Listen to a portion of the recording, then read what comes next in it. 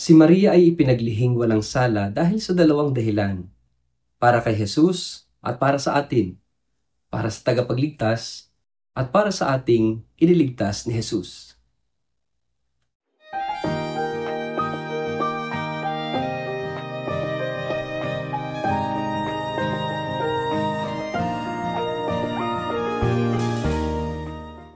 Ang mabuting balita ng Panginoon ayon kay San Lucas. Nang ika-6 na buwan ng pagdadalang tao ni Elizabeth, ang anghel na si Gabriel ay isinugo ng Diyos sa Nazareth na isang bayan sa Galilea upang kausapin ang isang dalaga na ang pangalay Maria. Siya ay nakatakda ng ikasal kay Jose, isang lalaking buhat sa angka ni David. Lumapit ang anghel sa dalaga at binati ito. Magalak ka, ikaw ay lubos na kinalulugdan ng Diyos. Sumasa iyo ang Panginoon. Naguluhan si Maria sa sinabi ng anghel at inisip niyang mabuti kung ano ang kahulugan ng ganoong pagbati. Sinabi sa kanya ng anghel, "Huwag kang matakot, Maria, sapagkat naging kalugod-lugod ka sa Diyos.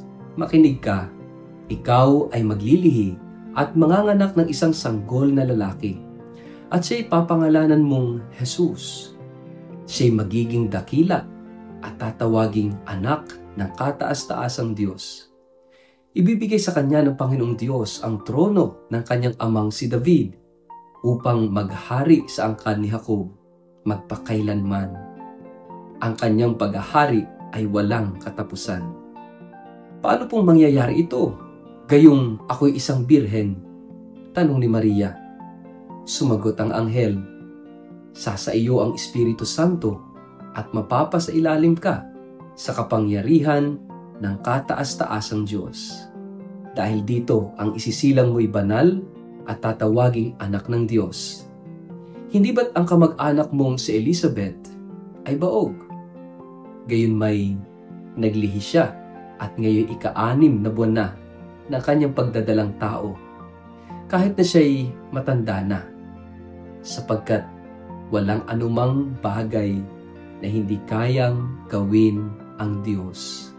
Sumagot si Maria, "Ako'y alipin ng Panginoon. Mangyari nawa sa akin ang iyong sinabi." Pagkatapos, umalis na ang anghel. Ang mabuting balita ng Panginoon. Word of the day, hear what God has to say.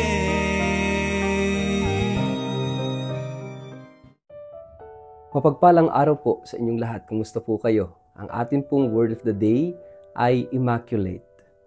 Happy Solemnity of the Immaculate Conception po sa inyong lahat.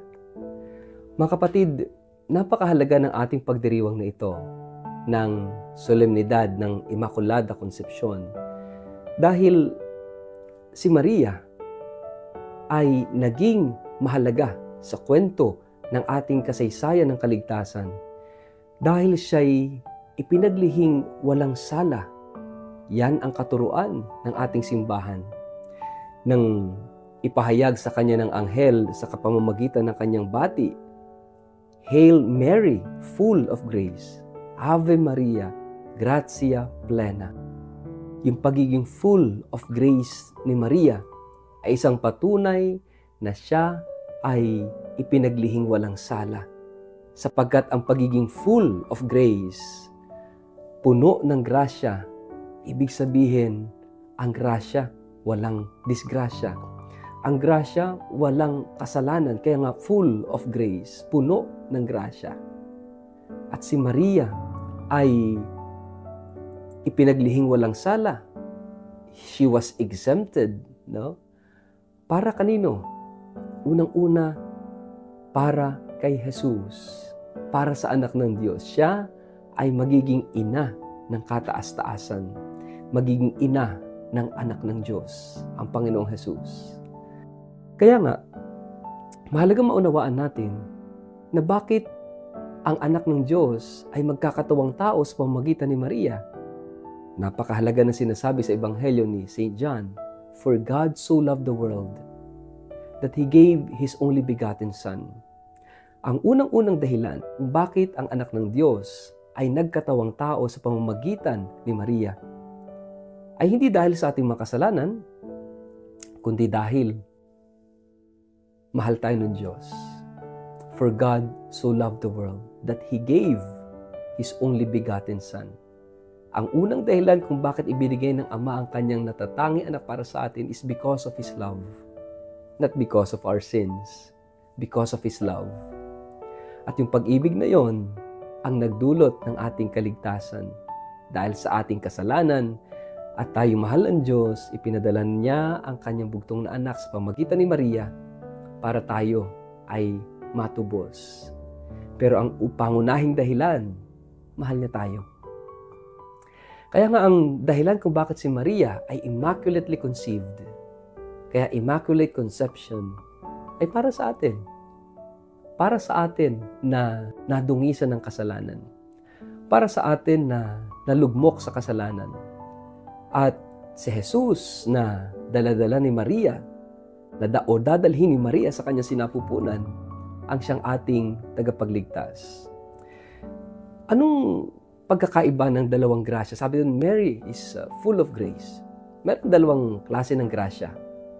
At yung grasya na ito, pwede natin tawaging redemption. Mayroon tinatawag na preservative redemption or preservative grace. At mayroon din tinatawag na curative redemption or curative grace. Isang preventive, isang curative. So kahit si Maria, she was redeemed by Jesus. She was graced, by the Son of God. At anong klaseng redemption? Anong klaseng biyaya ang tinanggap ni Maria? Ito yung tinatawag nating preservative redemption.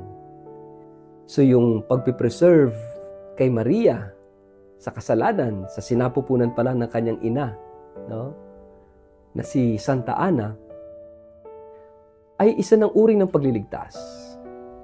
Preservative redemption ang tawag dito.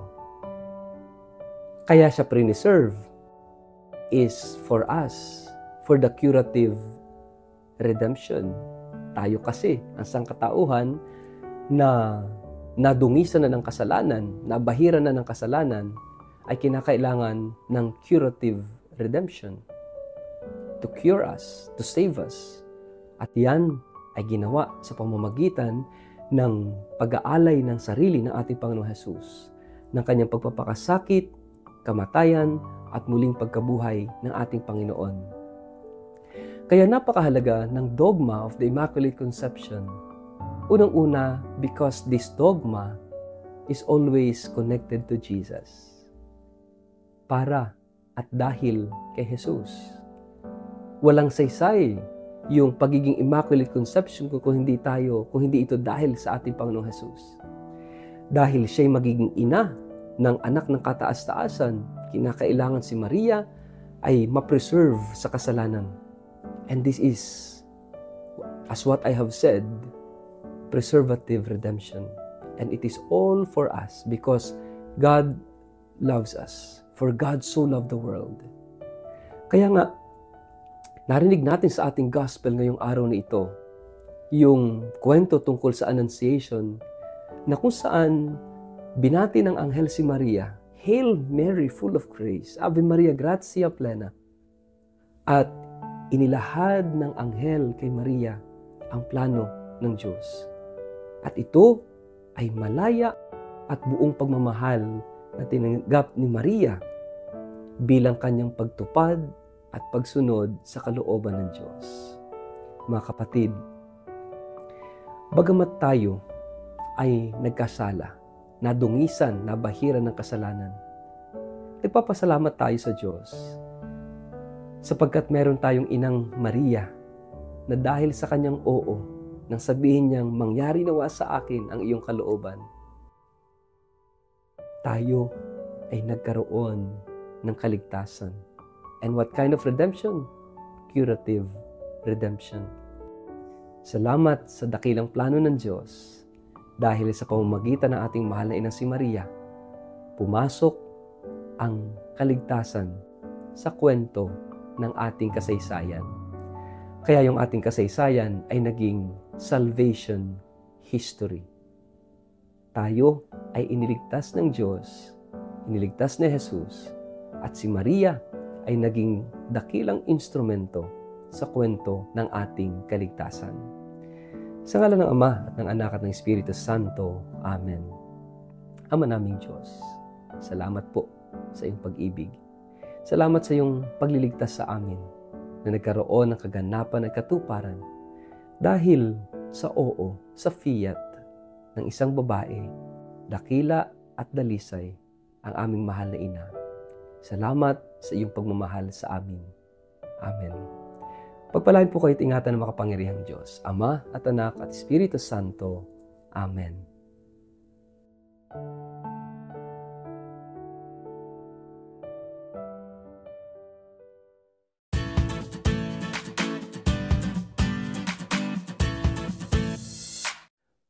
Mag-like, follow at subscribe sa Word of the Day para sa inyong pang-araw-araw na inspirasyon. Inaanyayahan ko po kayong i-like ang aking Facebook page at mag-subscribe sa aking YouTube channel na Word of the Day. Samahan ninyo ako sa araw-araw na pagninilay ng Ebanghelyo upang mapalalim ang ating pananampalataya at magkaroon ng gabay sa bawat hakbang ng ating buhay, araw-araw. Kaya po, huwag kalimutang mag-follow at mag-subscribe upang manatiling updated sa ating pang-araw-araw na pagninilay. Maraming salamat po at naway patuloy tayong pagpalain ng Diyos.